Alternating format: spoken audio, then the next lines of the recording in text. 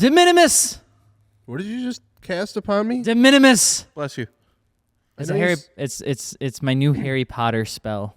Sounds like it. No. What does it do?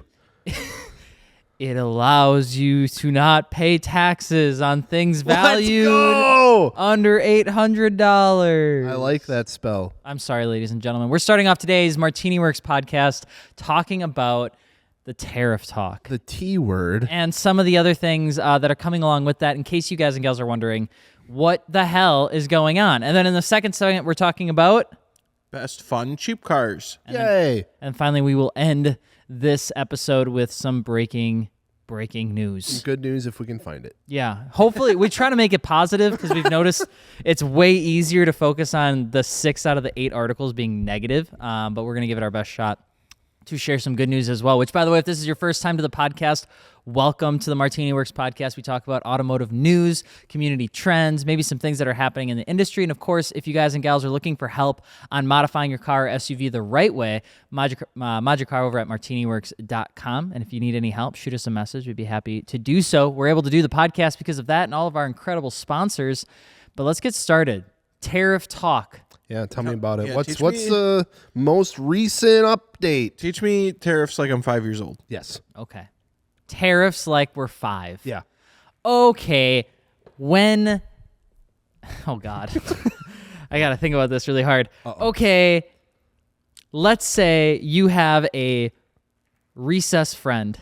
Okay. Okay? Yeah. And your recess friend mom makes cookies. Okay. And you want to bring those cookies home. So your friend's mom makes cookies for you. Yep. And then at recess, you take the cookies. Okay. But then the person that's outside that kind of takes care of all the kids, make sure. Teacher? Yeah, that usually she's a bitch.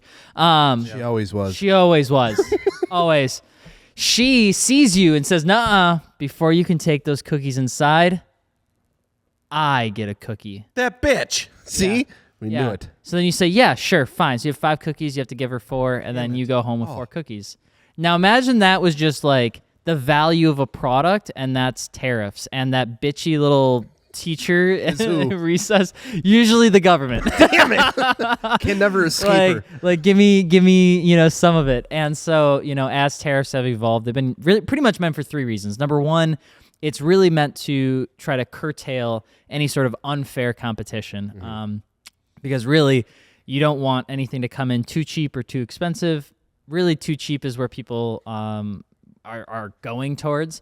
And so tariffs help lift the price of certain things. A really fun fact is like Chinese tires, for instance, back pre-2022, you could get a tire from China to your door for $40, What? $35. They were stupid cheap. Oh my Ridiculous. And so that is the byproduct of not having the correct tariff structure around tires. What's Because so then, bad about that? Yeah, what's wrong with getting cheap tires? Because sometimes those cheap tires have a tendency to evade safety requirements, registration, regulations, thing like that, because you can kind of do that. It's why you see a lot of those really weird branded companies on Amazon that all have like different names, but they all sell the same thing. Sure. But how does imposing an additional tax on it make it safer? help it? Yeah. It usually discourages the development or the manufacturing of a product. It's not really intended to say like you can't do it. They're like, you can do it. It's just it's going to cost more money and we're going to make it so expensive that you're not competitive to do it. That's pretty much what a tariff can do. Gotcha. Is they take it and they say, hey, listen, we don't want you to be as competitive as you are on price. We're going to hike up the price. Exactly. If the price is higher, now that cheap tire isn't as desirable. You don't want to get a piece of shit tire. If it was $40, I mean, hell, it was $40. But now But if it's that like same $20 tire's more, $100, yeah. and you can get a decent tire for $100, you're not going to get that piece of shit one. 100%. The second thing is it kind of, and this is, I'm not saying it from my personal like opinion. I'm just saying one of the second reasons they say a tariff helps is because it funds F-35s I mean, and F-22s I do like those. and F-18s. Well, then hell yeah, fucking jack them up. No. Okay. And the third thing is they're used to negotiate trade deals. That's really the big one. Is like, hey, I'll let you. So, for instance, like China is the largest raw earth manufacturer and refiner in the globe. They will, I think, go through 41 million tons of aluminum Jesus. I can't a year fathom that. in production. Whereas I think the second closest one, and don't quote me on it, I think is 9.1 million tons, and that's India, I want to say. But the other, I think it's 6 or 7 countries that also do it, make up less than 33% of the total raw aluminum like extraction of the earth. That's fucking insane. You're talking United States, Mexico, Canada, all India. China's just the biggest. So what'll end up happening is they say, okay, well, we won't tax you as much on electronics, but we won't tax you as much on you letting us bring in aluminum, or we'll give you more like agriculture, like food and things like that. But then we need a cheaper deal on this. And so that's how tariffs work. So how does that impact my wheels? Well, because aluminum is predominantly drummed up out of the earth and put into a squirtable mold. All that stuff's made in China. A lot of it is made in China. And so because of the tariffs that are getting imposed onto China, which that number changes every day, it seems like, because obviously it's trade negotiations. It's a back and forth right now. You end up with a situation where that can cost you about at least as of today, 150% more than what it did. Jesus. Yeah, I mean, we already have wheel brands coming through the pipeline letting us know, hey, prices are going up. What were a couple of them? Kansei's going up. Kansei's going up. Koenig's going up. Rays. Those were like some of the confirmed ones coming down the pipeline. But Rays kind of went back on it for now. Oh, did a they? little bit. At least as of right now, as we're filming this. Yeah, and we filmed the podcast a little bit early, so by the time this comes out, it could change again. It's literally like every day, almost even multiple times a day, that we're getting an update on what's going on, because as the policy changes or the plan of it changes, they're changing their tactics on it and trying to prepare for whatever. So a lot of times this sort of information is not so viciously quick. Like these sort of decision making on tariffs and amounts and all that sort of stuff, there's typically like a little bit of a longer time frame, because we've gone through tariff conversations in the aftermarket car world before, and it's been in 90 days on June this date, this amount is going to go up. Anything that comes into the country after this date is going to incur this cost. And it's usually like, it's pretty cut and dry. It comes on a nice little piece of paper. Here are your, what you'd call like exclusions, things that aren't included in that tariff. But if your thing is not in that exclusion list, you pay X amount more. And this time it feels a lot different because the number keeps changing. Sure. And the dates are moving up instead of getting pushed out. And I don't know, I'm not pretending to be Fox or CNN, so I don't want to talk about any of that. But it's causing a lot of confusion with people, because one day they'll say it's going to be 145% from China starting April 15th. And so what do all these companies that have their stuff made in China say? Well, 145% more expensive starting on April 15th. And the next day comes like, actually, no thanks. It's not going to be that. It's like, okay, well then what is it going to be? Well, we don't know. But it's going to be something, so keep your eyes peeled. God, it's so fucking confusing for no reason. The general consensus is, though, you can expect car parts in general to get more expensive. Yeah, there's no way we come out of this without stuff being more expensive. There's only a couple brands that I think are doing. You can kind of see that they have like the full supply chain, kind of locked in. Because I think the one that always kind of stands out as this little angel in the corner is Work Wheels. They kind of just like have everything sort of figured out. I know they get some of their stuff, some of their raw material from China, but they actually own a lot of their own factories and a lot of their own foundries and a lot of their own machinists and fabrications and painting. Almost everything is underneath the Work, umbrella. They got to get their materials from somewhere. The material is where they still get some of their own foundry, but their foundry locations are both in Japan, and I think they also, don't quote me on this, but I think they also have a foundry outside of Japan. Okay. And so they haven't said anything in terms of price increases, but it's almost silly, because if you put what the tariff is going to be on, we love our Kansei boys, but it's top of my mind right now.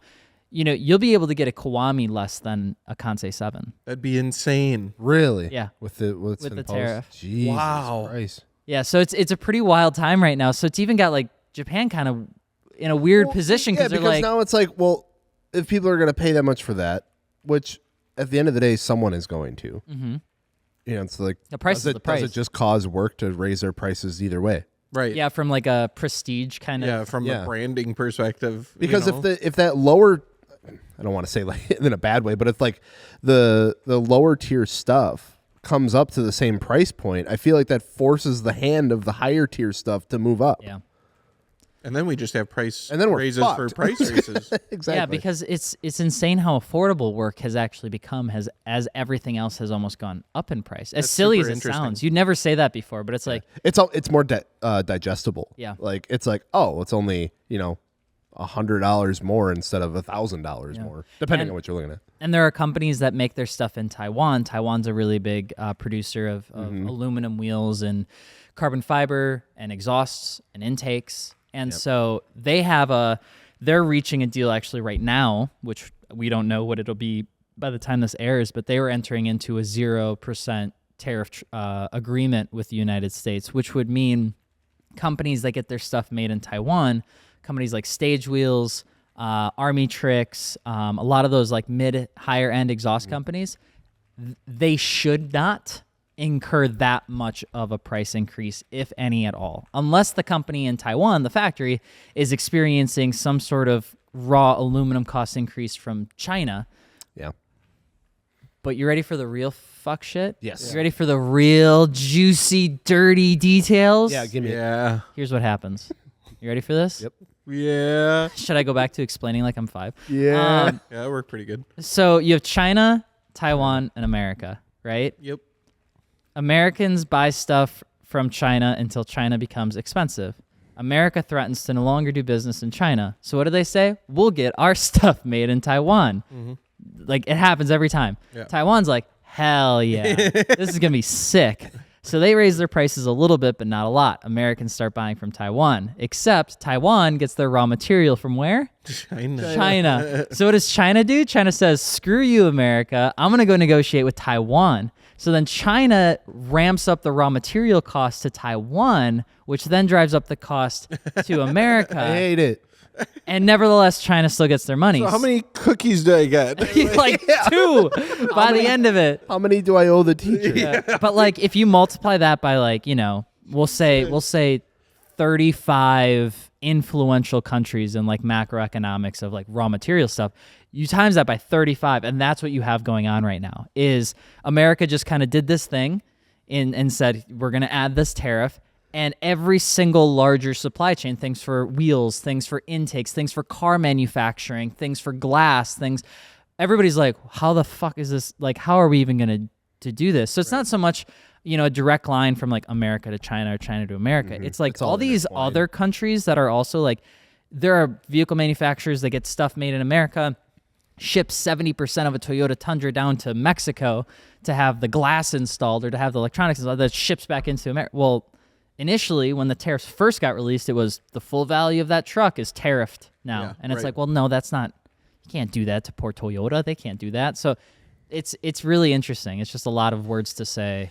So Negotiation. I guess with all of that, then it's like, what do you recommend doing? It's like, should you buy the parts right now? Like, should you just hold out? Like, what's going on?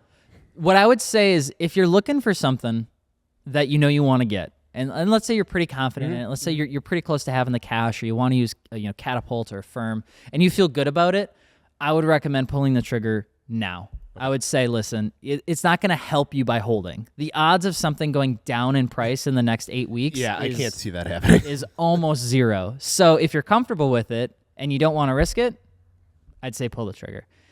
If for some reason right now you're like, I don't need anything, I don't want anything, and the thing that I do want is not in stock or it's not on sale, I would probably say just like, hold on. If you want to get anything, get new tires. There are certain things that are outside of tariff impact right now, tires being one of them, just because they'll be impacted a little bit, but not nearly as much as something like wheels or an exhaust, where the actual metal component is a huge portion of the product. And then I would say, like if you're in the middle, you're like, I'm kind of looking, but I'm not so sure.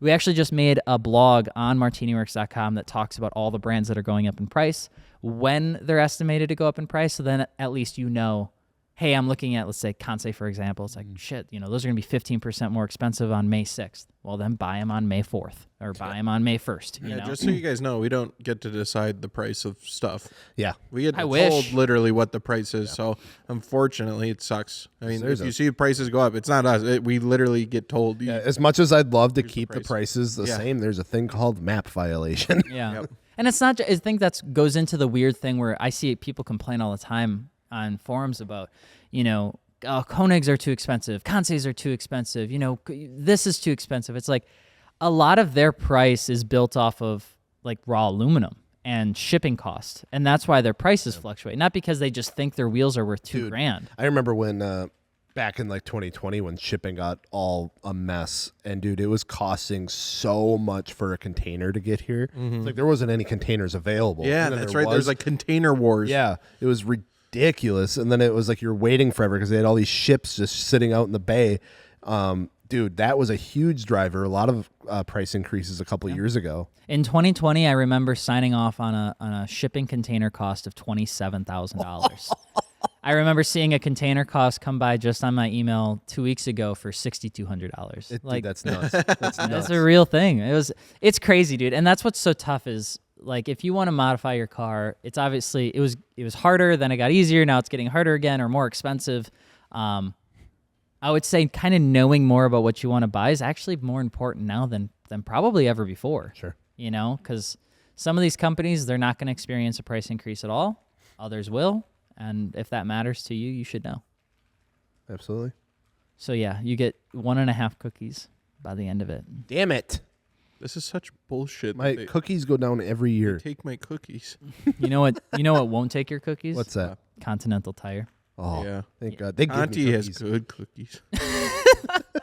So we do want to say thank you to Continental Tire for being a partner of the MartiniWorks podcast. They've been a part of it for a long time now. We're heading into summertime, which means if you guys and gals are looking for a set of summer tires, I recommend you snag them now. The DWS 06 Plus is a super solid option. Definitely a bang-on tire that can pretty much do it all. And if you're looking for something with a little bit more track performance, you want to get out there and you really want to get into that 8 or 9/10ths, we'd recommend the Extreme Contact Sport 02. Very, very, very good tire. And actually, if you're looking for something that's a little bit more on a budget that we've been having a lot of fun with, very similar to Continental, but definitely a ton of fun, the General G-Max RS. We actually just threw those on an M5 and been driving that around, having a blast with it. Fantastic tire. It's a little bit more affordable than Continental. If you guys don't know Conti in general, they're like brother and sister in the game. And so we've been kind of talking about them a little bit more because some people are looking for a little bit of a deal. We're actually going to be testing them out on the R34 when we go to Road America in a week or two. But if you're looking for something like that, that's out there as well. And we want to thank Continental for being a partner of the MartiniWorks podcast. All right. We were talking about all these prices going up and stuff like that. It was really good and positive. Makes me feel broke. So what's some good, cheap, fun cars that you can get into nowadays? Probably like a Pagani Huayra. Yeah. Same price as a 2010 Civic Si at this point. Yeah, Regera. That's a good car, though. That was one of the ones I was going to say. Honestly, Civic Si's, like, you're not getting the power, but you don't need power to have fun. I've owned a wide range of vehicles, and I'd say the concept... We always say Civic. Say something people don't know. Volvos get slept on a lot. You barely get the pass. Why? What else do you want me to say? Because you said Volvo before, too. I want to hear a car you've never said before. A car you're gatekeeping. I don't think Dakota gatekeeps anything. Yeah, I don't gatekeep. I'd say a Mazda Speed 6. Ooh. Yeah, there are some. They look like traffic, but they can move. Mm-hmm. True. They can. Yeah, they're really cool. I like those ones. When they're done up, when one's tastefully modded, where it's just like their lowered all-wheel a bit, drive system is like kind of crazy wheels, too. And then it has the performance mods, and you're like, holy shit! Like those are actually pretty cool cars. Grant, what's your budget choice? Well, before I get to that, I was going to say, if you're doing the Mazda 6, make sure you do fueling. I think the fuel pumps go out and they can starve you. Yeah, You go boom. I did a video on... This is getting expensive. I did a video on them a while ago, and all those Speed 6 owners kind of came out of the woodwork. They're like, yes, but... Yeah. I mean, I feel like it's that's any every car, car, right? though, yeah. There's gonna be an Achilles heel for it. Does the Achilles heel have to be something that's so Achilles heel, though? Like, does it have to be something catastrophically I mean, bad. I feel like that takes some people out. You ever watch sports? That shit It sucks. keeps them cheap. No, If there's a really bad detrimental flaw, that's why the car stays cheap. and that's also true. It has to be a determining factor as to why they are still cheap. and that is why I will say the Mazda RX-8. Bitch. That's Jell's car. Too bad I can't took say it. that. Yeah, That's I all right. can. They knew I was going to say it. Brent, what did you say? E36. E36? Yeah. They're climbing in price though. Yeah, they are kind of They're getting up They're there. getting some hype because They're getting. I went to a local car meet this weekend, and every other car was a BMW. And I don't You were know how saying these that. 18-year-old like hairbrush looking asses have Jesus. $20,000 to drop on a M240i. They all have the same haircut. Bro, when I was 18, I could barely afford that like old ass Mercedes I was cruising around in. Yeah, so I don't cut my hair anymore.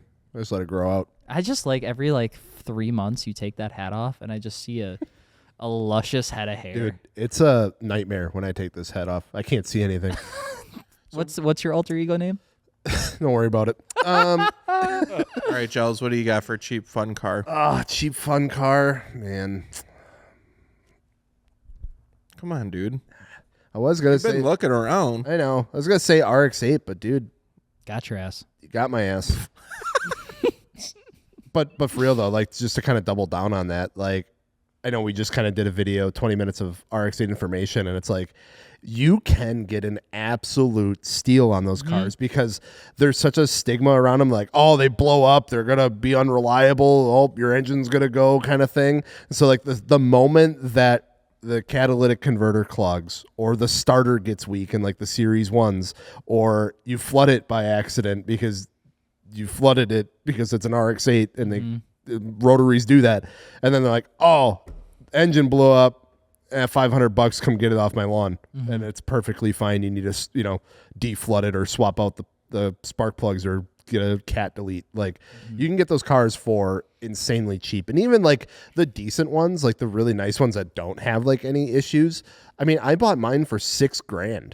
Like, and that was after 2020. Like that was at like, honestly in like the middle of the bubble. They had like 50,000 miles on it. Yeah. And I love that car. You know what car I was gonna say, instead of the Civic, that's still in that line, that's maybe slept on a little bit more, and I don't know what they're going for nowadays or how hard it is to find a clean one, but my buddy had one of the Acura Integras, and it's the one with the like circle headlights. Yeah. I forget what generation that is, I but love those. The fourth, John? Yeah. and it had like a full exhaust and short shifter and stuff, like your typical Honda mods, and then like a huge sub in the back. But we loved bombing around in that thing. It was consistent. It always ran. It was so easy to take care of. And it's like the only car I've ever driven. It was literally impossible to stall. You couldn't stall it if you tried to. You could literally just like slowly let out the clutch, not use any gas, and it would just start going. Like it was awesome. So those were super fun cars. And I think you could have a ton of fun with that for cheap too. Yeah, I think there's if you're okay with going off into weird places, you can find some good stuff. Like I was thinking about like even the EcoBoost Mustangs. Yeah. Like mid-mileage EcoBoost Mustangs, you obviously don't have the big V8, but They make good power tunes. what's it matter? You got some good power when it's tuned, yeah.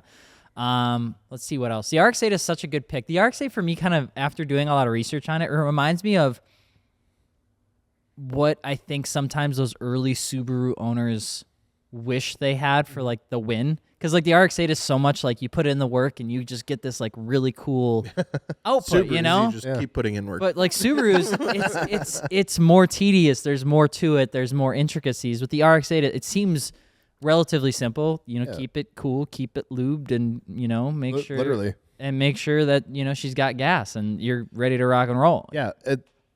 The car was insanely fun when I had it. And it's like even out of the box, that car just felt so different from anything else that I've ever driven in my life. Like so smooth, like you're revving it out to like 9,000 RPM. It's just ridiculous. Yeah, no, it's a great pickup. If you've ever thought about getting a rotary, but you don't want to spend money on an RX-7, go buy an RX-8 and just give her a shot. I would also argue that if you're trying to get stuff for cheap, like don't be afraid to ball around in an automatic. Don't get an automatic RX-8. Don't get an automatic RX-8. Don't. Why is that? Wait, why? Because they're 4 ports instead of 6 port. The engine's different? Yeah, the engine's different. They have less horsepower. Like 212 instead of 230. So she's really a dog. Yeah. No, but don't like get an automatic RX-8. That's crazy. But what I mean is there are other cars, especially like from overseas, that are like the LS400 equivalents. Dude, that's such a good cheap fun car. Cedrics, the Aristos, there's all these cars from the 90s where they made like the super duper, super sick, super fast freaking race car. Here's an automatic 4-door version. If you'd like it, it's right here. And nobody bought those. And the ones that did barely ever drove them. And so they're available that you can get them for like $8,900. Yeah. $79. But the best part about them, 30,000 miles. Yeah, they all are 32,000 miles. and they're stupid mint. clean. Yeah. Perfect. Almost It's perfect. crazy the price you can get. Okay, but wait, are tariffs going to affect any used car sales? Like, is that That's all up in the air still. okay? There's a potential chance we'll have more for you in the future. Gotcha. Okay, thanks. Well, yeah, because like look at Driver Motorsports. Sometimes I can't believe how cheap some of the cars. I'm like, oh wow, this is pretty dope. Oh my god, it's $8,000. Yeah, and some of them come on like some dope wheels already. or like lowered or whatever. Like totally can have a fun Nobody car. has an excuse And it's to not right- have a baller daily. It's right-hand drive, so automatically more fun than regular. You know, that's a huge. I will say if I had to pick one, just like kind of like regular over here that we got, Celica GTS. Ooh, Like the triangle shaped ones. I feel like those make like great autocross cars, very comparable to like the Civics and stuff. It's front wheel drive, light, kind of cool looking. They remind me a lot of like the RSX. Like it has like that same like angular shape to it. yeah. I like them. Yeah, I'd take just about anything. Our RSX is cheap. Depending on condition up here, finding a really clean one's a little tough. I feel like they're all Anything is. kind of like rusted out now. Type S, right? The Type S, yeah. I really do like RSXs though. I always thought they were cool. I always liked those as a kid. I never had one, but Yeah, I remember when like I first They look started like sharp. yeah. I remember when I first started getting into cars, my cousin had one. And that thing, I thought that was so cool. And I remember looking around for them and I'm like, damn, they were kind of pricey. Like at the time, I think they were going for, I want to say like 15 or like 16 grand at the time. I remember always being talked about as like chick cars though. The RSX, really? Yeah. Interesting. I remember that too, actually, because I remember being at the drag strip in Eau Claire, like Rock Falls, I think it's called. And the Datsun had coolant leaking onto the like the top where the supercharger meets the intake manifold, so I couldn't drag race it. And I remember like I was walking around with a couple friends, and there was a Chevy Corvette, and then there were these two burgundy CTSVs. One was a sedan, one was a wagon, and they always raced each other all the time. And then next to that was an RSX Type S, and it was like, I want to say it was like either dark blue or black, and I remember being like, dude, that car is so sick. And then I remember the very first thing my friend said was, yeah, if you're a chick. And Why so did it get it sits in my head even to this day. That's almost 15 years ago. It's so still crazy. Yeah. I never thought that looking at Oh, well, sorry. Never heard that. Never know. thought that. Chick Either. car, sorry. Sorry. You can't have one. No, I can't buy it.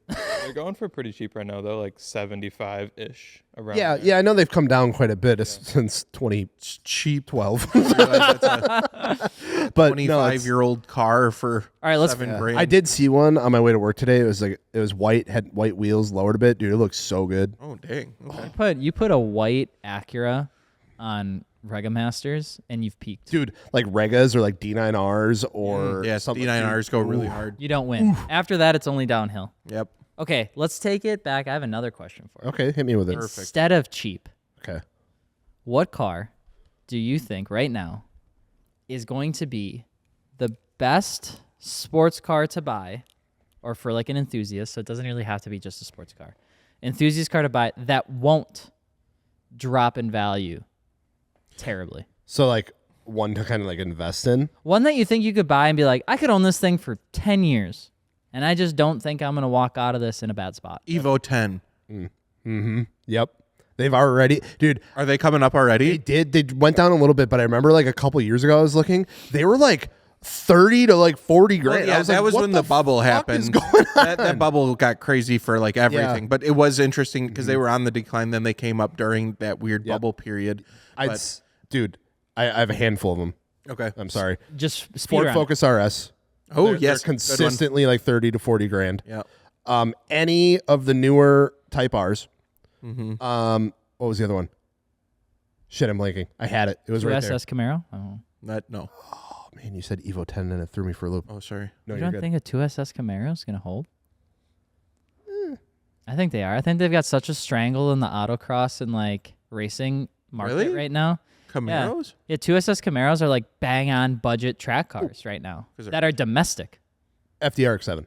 Oh, yeah, I was going to say Those will only go up. Yeah. I think like the FDs, in my opinion, are going to be like kind of how the NSX was. Yeah. Like they forever stayed at that amount, and then they just like started slowly creeping up, and now they're just there. NSXs are such a weird car for me in terms of like value and dollar and what they were and kind of where they sit now. Because like even now to this day, I think the NSX is probably one of the most like gorgeous 90s cars. It was in its own like league. Its own like, world. Name any other car that like kind of did. I guess like you could argue like the MR2 a little bit, but it wasn't like held as the same like prestige. I feel like. Well, and it's like it's an Accord. Like it's not a special car. This thing ain't making 500 horse, and that was like it was just a normal car that looked like a Ferrari. Yeah. The coolest thing about it is all of those companies kind of had their own take at showing the world what they were capable of, right? Because you had Acura and Honda really with the NSX, which was the Ferrari killer, right? And then you had the R34 GTR, which was like the pinnacle of motorsport racing. Like it was so hard to beat the R34 GTR. Yep. Then you had Mitsubishi, who tried to come out with the 3000 GT, but just didn't really quite nail it. Mazda's solution was the most innovative version of themselves, which was the FD RX-7, right? Like that was like, this is us. This is the best version of who Mazda is. And then Toyota came out with the Mark IV Supra, which was essentially like, we're going to create this ultimate performance sports car. But we all have to keep it under 300 horsepower. Everyone good? Got it. All right. It's like out of those five, like NSX, I still think did it the best. Acura and Honda did it the best out of all of them. They're amazing looking. Dude, the GTR is cool, but the NSX is gorgeous. Yeah, they're just so unique. Sexy. Yeah. They have, like, there are just certain cars, and it sounds weird to say, but there are certain cars that just, like, imbue, that they have, like, this, they have, like, a sex appeal. The NSX does. The Ferraris, like, 348s, Testarossas, they have this, like, allure to them, you know? They're not just a car. When you look at a Supra, the Supra looks like it's a Supra, but it doesn't have, like, a, wow, that's, like, a fucking gorgeously engineered car. It's a Supra. To me, the 3000 GT does have that too. Yeah. Like it's wide. It's like it's low. Like the whole like body or like rooftop to it. It's all like low and wide. It looks like a fucking stealth fighter. Yeah. Like it just looks super cool. Yeah. I just think there are certain cars that have that, and the NSX is one of them. Has it, you know? It's such a cool concept. I remember you get to drive. RB brought his up, and you said it was small on the inside, right? Tiny. And you saying that scares the fuck out of me. It's tiny on the inside. Like that kills my dreams of ever having an NSX. I feel like I wouldn't fit in it. The weirdest part about it is like you drive it, and you almost expect it to do more. Yeah. Because it's mid-engine. Well, you put it on a pedestal. Rear-wheel drive, manual transmission, all this connectivity, and you could drive it, but it's not like, wow, especially with I'm going crazy. Especially with the price point too. Yeah, I mean it's all of it. That's where I think Porsche's done. I think that's why Porsche sits where Porsche does in the price market of used cars, because you start getting into that upper NSX price, you can get a 997 all day. Yeah. And a 997 like walks the doors off of an NSX. Then you start getting into like modified Supra to 997 Turbo, and there's the 997 Turbo is kind of considered to be better. Then you have the GT3 RS, which is this ultimate street road car. It's weird because once you get into that range, Porsche is just killing. You know what I realized? I feel like, well, and maybe I'm wrong, but for a minute there, the internet was just going fucking psycho, head over heels over GT3 RS. Like I couldn't go to a comment section without. It still kind of is. Still like that. For sure. Sure. I thought it died down in time, but then I know Adam LZ just picked one up too. You're showing me. Oh yeah. Gnarly. Here we go again. Yeah, it's good. I was like, damn, did it die down? Like, did we switch to a new car? Is the internet fanning over a new car now, or is it still kind of the GT3 RS? It's still a GT3 RS. And the M cars, M4s, M3s right now too. Dude, there's so many of them. I can't believe how many I saw in a row too. It was nuts. Yeah. Brent, did you have one? So a car that you think will like you could get into, hold its value, and you're gonna. I have kind of a specific one. All right. It's not the Hyundai Genesis coupe. No. Not Genesis Coupe. Those are going to tank. They already did, brother. Yeah. Round E46 330, because you get the good suspension bits, you get the good diff, and everybody's going to be scooping up E36s, E46s. Yeah. So if you find Brent one said that's he's clean- not a big BMW guy, I'm but not. every time we ask him about something, he's It's recommending that a old BMW. school drifter hiding in there. I'm kind of getting more. He's coming around to him. They're cool, man. They got a vibe to them. I don't know what it is. Yeah, well, it feels like they're made for enthusiasts. Like, yeah, it's like they check the box. like I said, my fucking E36 that I had, it was clapped. It was $900, 250,000 miles, but it was fun. Like every time $5,000 car nowadays. right, yeah, I should have kept it. But it was like every time I hopped in that car, it was like it just felt really cool. Well, it's and, like a really more good. luxurious car than you're supposed to have Yeah, at that age. that Technically, too. like Yeah, you know, definitely. And then it's like, Lars has his E46 M3, and it's like I got in that, and it gave me like the same feeling.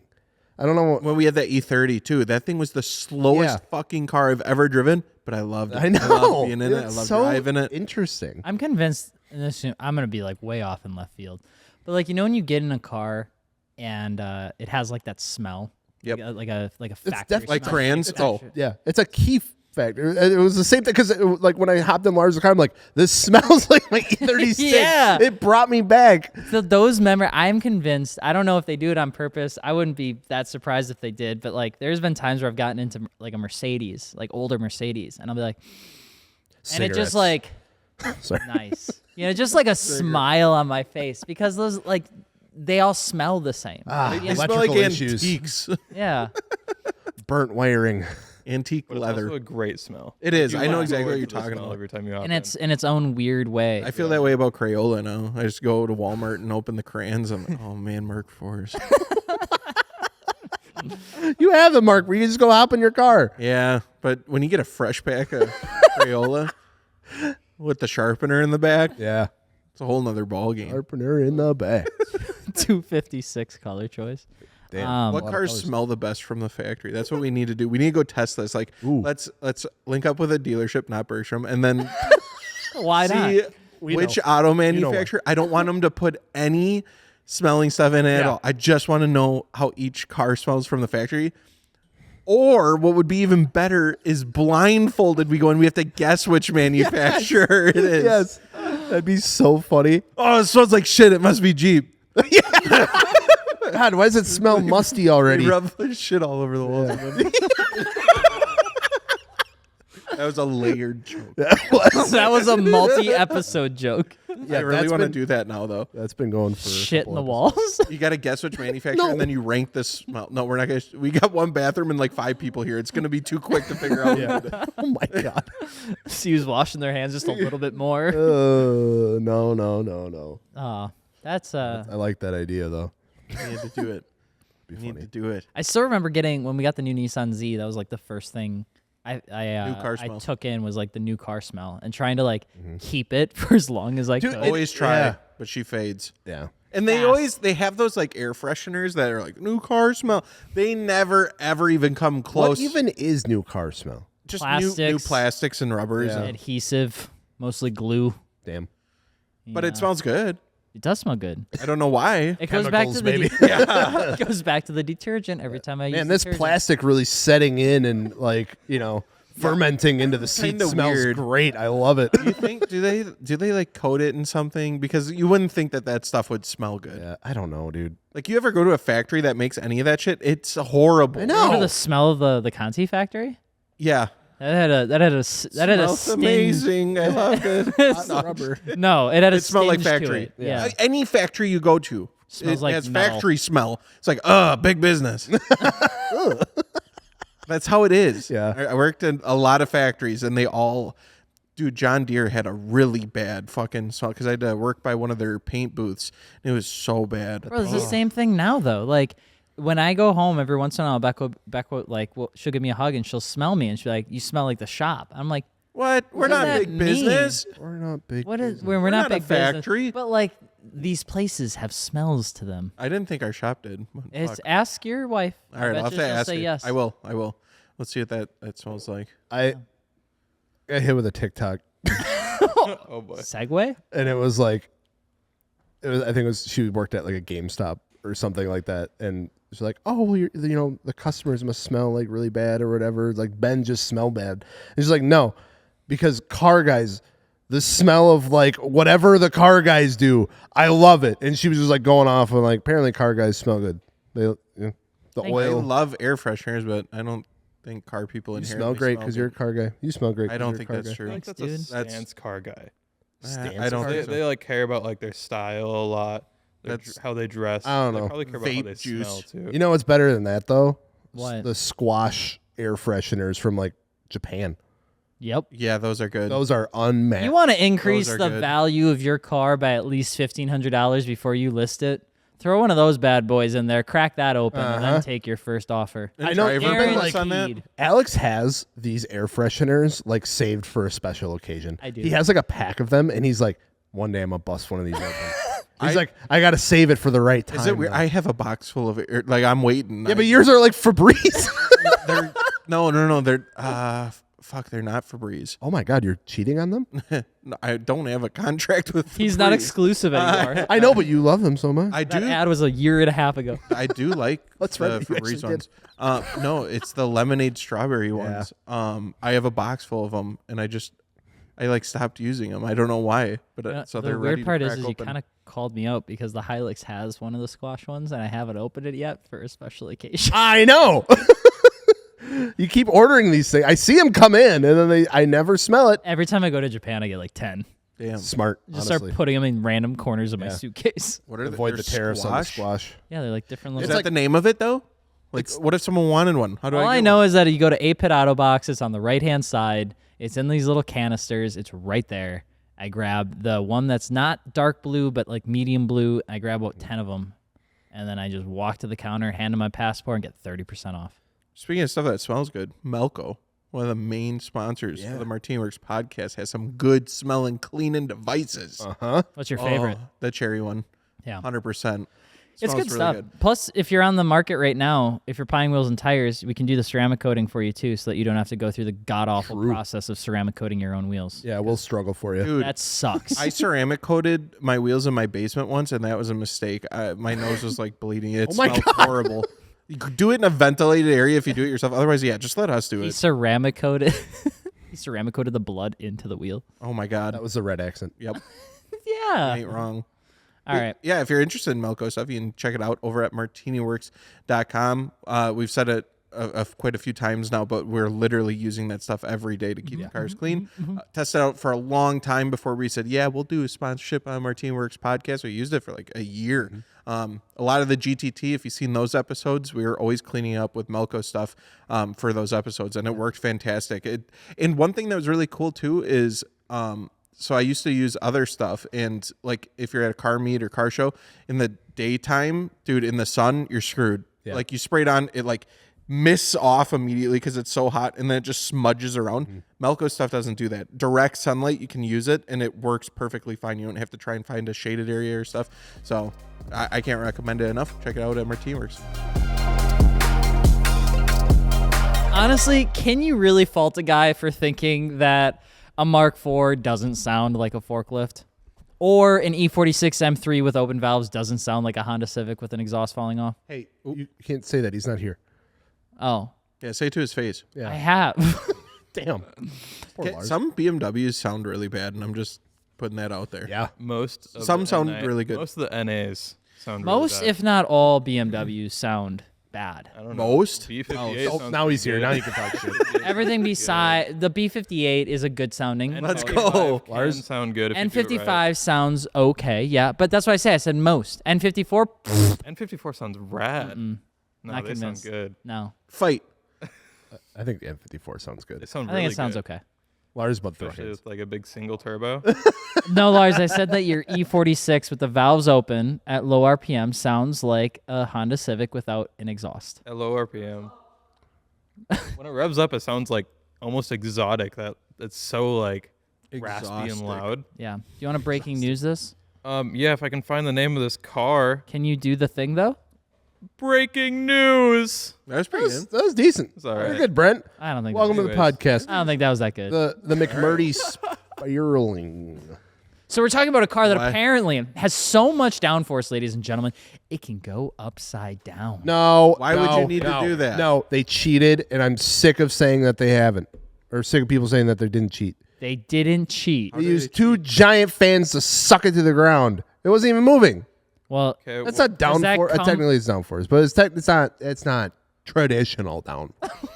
it's not like they used to They do. don't like make they did it back downforce in the like day. they used to. You old ass. Why does the car need to be upside down ever? It's a race They've been car. doing that with fucking RC cars. What do you mean it's a race car? Why does it need to be upside down? If there's one rules about race cars, keep the shiny side up. It's because there's this whole thing of like the F1 cars produce so much downforce that they could technically drive upside down at like 200 miles an hour or something like that. It's like sick, very cool. My nephew got an RC car for Christmas a couple years ago that drove on the walls and the ceiling. Can you send me a link to that? Yeah. Well, You know why? Because he used the same fucking technology that this thing Why did. is that? Why is he so does it upset? matter? Why are you so if angry? it did it. That's Because they're like, they did it without being an F1 team. but they did. They did it without being enough one team. It took me so long. Like, I was watching this video. Right? He's mad that they did something. I was just so How would you confused. have rather had them do it? Not at all, because it's fucking weird. I just don't understand. Like, I was watching this video, and they're like, we got this car to drive upside down, and it, like, drives on this, like, thing, and it, like, turns over. I'm like, are they going to bring in, like, a wind tunnel or something? How are they going to do it? No, they just turn the sucky fans on to, like, suck it to the ground, and it's like, suck it. Like that fish Okay. to the side of sharks. yeah, The yeah. gills on top. Like, it's cool, I guess. I don't, They did what they said they were going to do, though. Yeah, why are you upset that they did exactly what they said? because they're saying it was something else. They said that they have downforce. More than an F1. Yeah, but it's not the arrow creating the downforce. It's the fucking giant fans that they stuck to the bottom of Downforce it. is still downforce, baby.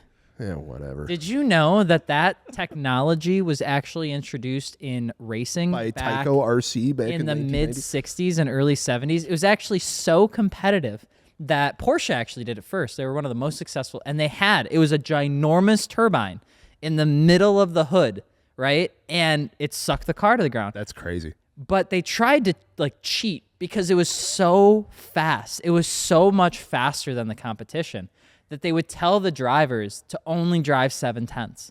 Like, don't drive all the way drive like you would if you're just like doing a spotting lap. Because the car was so quick, you didn't actually ever need to brake on most of the turn zones, my like God. the braking zones, because the suction of the So why don't they do that anymore? because it was too dangerous, and it was it was because the mileage. They enacted a 3 miles per gallon regulation on the engine, and that disqualified the Porsche because it used so much fuel. Oh. So they like just having put a- that much downforce caused it to use more fuel? Well, because of essentially the ginormous fan that it was powering was also Because you're creating resistance with it Yeah. then. You have a downward The force. magnets. What if we just use magnets? Then you need metal road. Yeah. That's a lot of metal. Listen, they dig up a hole Okay. at like 3 a.m. All right. around the track. Why specifically at 3 a.m.? It's a secret. Okay. They're going to get in trouble. Okay. Here's a fun fact. The fans produce 120 decibels of sound when they're at full bore. Oh, so it's really fucking loud too. Super loud. Upside down. You can't complain about a fan car being loud when you love your RX-7s that are loud. Yeah, but it sounds Because like of a their car. It fans? doesn't sound like a fan. How does a rotary sound like a car? The rotary sounds like a 2-stroke motorcycle. Rotaries are. And find interesting anyone that sounding hates that noise. Nobody hates that noise. Exactly. But it doesn't sound like a traditional car. Don't sound like a fan though. It's true. I mean, everyone's right. In I this don't know why situation. everyone's so upset that I'm upset. I just don't know why. I don't care. They can I be don't upside care. down. That's fine. They're claiming Put something. your car on the ground. They're claiming something Put it they down. didn't do. Put it down. They didn't Put the car back down. Put it down. Get down from there. Get down from there, car. You've been up there way too long. You're not paying any rent. That's a very niche. Well, I hope someone out there got that reference. What a hope so, pull. What a pull. That's a rare pull. That's a rare Down from rare that corner. pull. Any other breaking news over there? Well, Lars just texted me, Oh, and he said that Stop talking shit Gordon about me. Murray's new supercar has a fan in it too. So I'm researching that. Gordon Murray has a fan in his When's car? this fan thing started? Is that the new Because it's a trend? super simple concept. You take the air that's underneath the car and you get rid of it via a fan. And the bigger the fan, the more successful you are at suction cupping the car to the ground. So They've why been doing haven't it they been forever. doing this? Yeah. What do you mean they've been doing it? What Because other they banned it. Because they banned it because it wasn't efficient. And also, it was kind of cheating. So they're just trying it again. So like, I know this is illegal, but It was illegal, but now I'm assuming that there's probably... did they just new ways. forget about Don't it? they want the cars to go faster? That's where I'm. Yeah. Why do, Well, yes and no. You essentially reach a point where you can't go faster. Like oh, the you tracks, can go faster. The tracks don't let you go faster. but it's like, it's Well, then- technically the cars weren't driving faster. They were just going through the corners faster because they had more grip. Yeah. Which therefore made them, faster. So this new supercar is called the T.50. T50. Has a Terrible name. Is that a Terminator? 3.9 liter naturally aspirated V12. Sick. Wait, 3.9 liter Yeah, little tiny V12? V12, yeah. Sick. That's wild. Imagine the revs on that. The fan increases the downforce up to 50% in certain modes, reduces drag by 12.5% in streamline mode, shortens braking distance. So it'd from be more 150 mile an efficient hour then, wouldn't by it? approximately 33 feet. Do you remember the supercar that had the Twisty Boy spoiler where it pitched? Oh, Not yeah. only... McLaren. It would isn't move. Yeah. Yeah. Yeah. It does not matter how technologically advanced we get with cars. That was such a silly looking thing. Yeah. You remember seeing the pictures? It kind of was like, whoop. Yeah, it looked I don't really, remember that it looked at really all. weird. Yeah, they were like driving and the rear wing was like tilting like this. And it was on actuators. Yeah. So it was connected to the steering and brake bias. And then as you braked and turned, it would counter. Really don't know. I don't know about that, but I love the active arrow on the Gymkhana car that Travis yeah. drove, the Subaru. I don't know how like functional that really was, but it looks so cool. Was it like the DRS looking wing? Was that what that was? No, it was like these There's, like like, fender like vents like, and yeah, stuff. they were, like, he flaps had, all over the He had car. like speed brakes on it. It was yeah, crazy. It was Like kind he'd of hit like the the brake. NASCAR stuff that they have for when it spins out, but it was active arrow. Yeah, So he'd like hit the brake. It was like in the one Gymkhana that he did. It was like he hit the brakes and the whole like 10 things on the car just went wow. I don't know how much it was doing. It looked so It looked cool. like a though. fucking dinosaur from Jurassic Park, the spitting one. I It was don't like know. A little lizard guy that goes, yeah, Yeah. yeah, that's what it looked like. I don't guys trust know what's- Did dinosaur. you see he facts tried to do anymore. like a 360 jump with it or something? Yeah. And I think those things like fucked it up because it flipped over on its lid when he I don't went think it off was that. I think it was the I don't think they calculated for the spinning force of the wheels. Oh, okay. As he's going around in a circle, as soon as he like gets off the lip, you can see that it like almost was like a motorcycle whip, and it flips. Yeah, all dude, the way it's the over. wildest video I see. Like he's like spinning out doing 360s before this jump, and then he like goes off the jump like this, but the whole thing is just like tumbles over. It was a gnarly wreck. Like Yeah. the whole rear hub flew off, and Yeah, so that Dang. that car, I don't think It's it's just no cooked? more. Yeah, Oh, I liked it while it was Travis said around. that they're gonna get it back up and running Perfect. pretty easy. So never mind, it's good.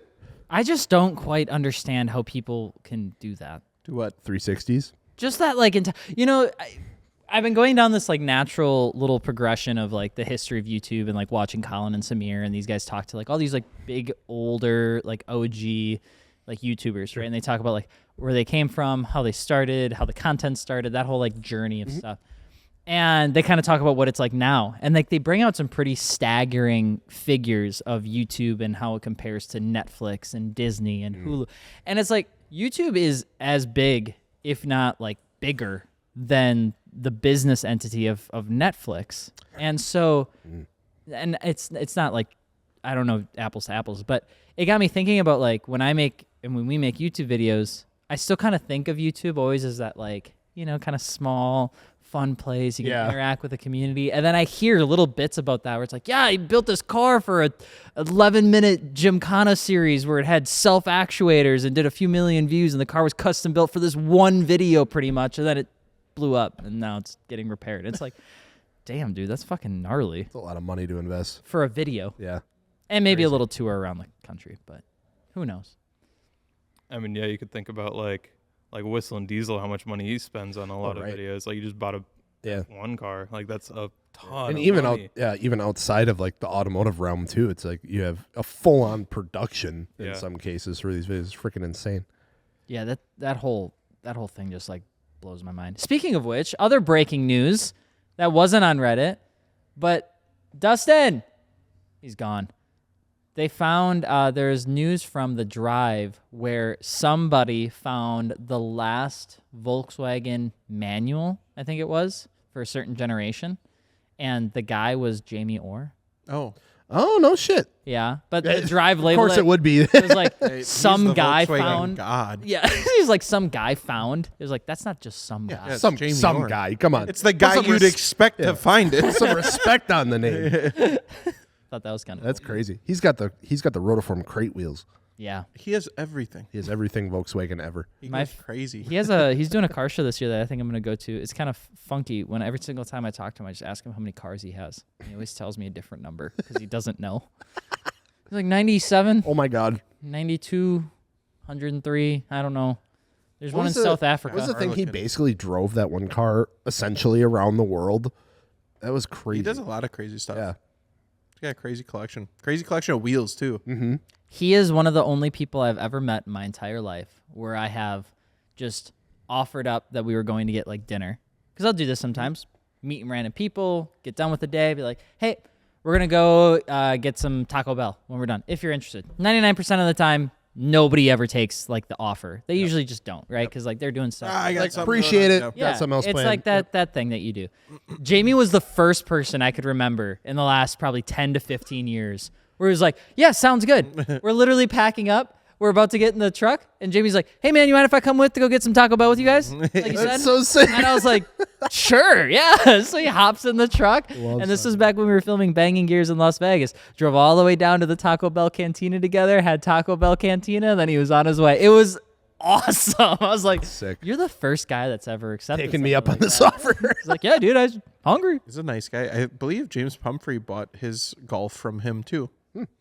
That Mark III they is the blue one.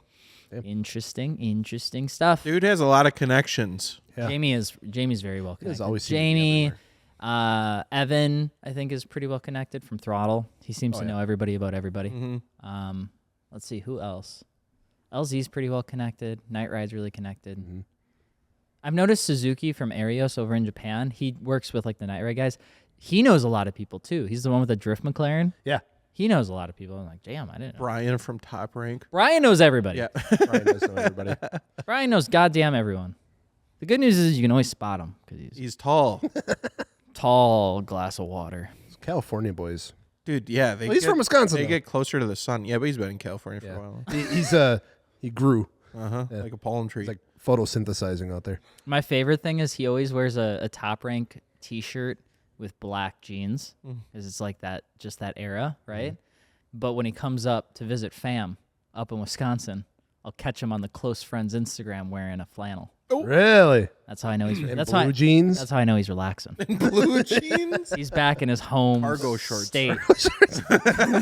He ain't wearing shorts. I would pay to see. Never. I can't even picture that. Yeah, I would pay to see Brian wearing shorts. Brian, I'm buying you a pair of shorts. I'm bringing them to Daisy Dukes. California. All right, we need to get out of here. Before we get in trouble. Anything else you'd like to say? I think there's one thing that we should probably really like to say. Tell him. Like one thing in particular. Yeah. The thing. Do the thing? Yeah. All right. And that thing that I would like to tell you is about Fortune Auto. Yes! I knew it was coming. Well, another one of the OG sponsors of the MartiniWorks podcast, Fortune Auto. We've been rocking their coilovers on our personal vehicles before we were a thought in our dad's eye. something like that. Before we really even knew them, just thought they were a decent brand, made some quality stuff, and then throughout the years, getting to know the team out there and what they do, it's made it even better. So they make some really high quality stuff. Fortune Auto 500s. If you're looking for just a solid everyday coilover that has performance built into it to take a lot of stuff, it's a fantastic option. Otherwise, if you're really dedicated to the track, going quite often, you want something to really help dial in your performance on there. 510 is a great option. The good news is if you start out with the 500, you can always upgrade it down the road to the 510. You can rebuilt. You can add on some external reservoirs and stuff if you're all about that life too. Basically, like the last coilover you would ever need to buy, honestly, for your car. So Bird up. they've been fantastic sponsor of the MartiniWorks podcast. And of course, if you are looking for some Fortune Auto that killed Brent. If you are looking for some Fortune Auto coilovers, you can check them out over at MartiniWorks.com. Bye. Bye.